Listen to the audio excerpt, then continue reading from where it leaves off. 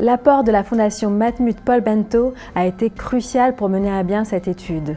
Pourquoi? Le matériel d'oculométrie et de pupillométrie est extrêmement onéreux.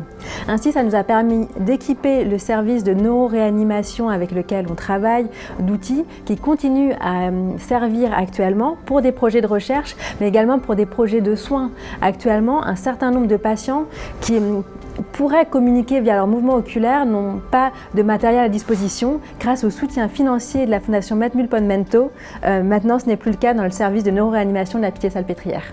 Et donc nous avons pu apprécier vraiment le soutien de la Fondation Matmut Paul Bento, notamment, je dirais, par la grande réactivité, la souplesse et l'aspect très direct. C'est-à-dire qu'en réalité, le dossier qu'a constitué Aude est un dossier qui allait directement aux questions scientifiques, aux aspects cliniques, sans que ce soit non plus une usine à gaz.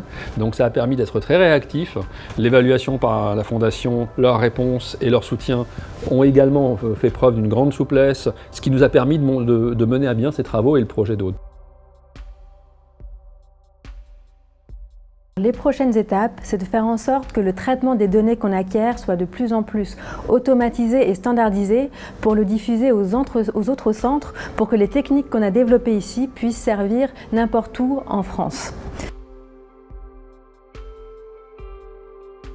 Dans les débouchés concrets, actuellement, il y a des patients qui viennent de différents centres pour répondre à une question: quel est le niveau de conscience d'un patient?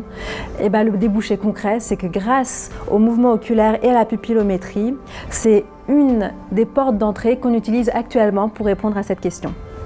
Les débouchés, ce n'est pas pour nous, dans cet état-là, un grand public général, c'est vraiment sur les patients.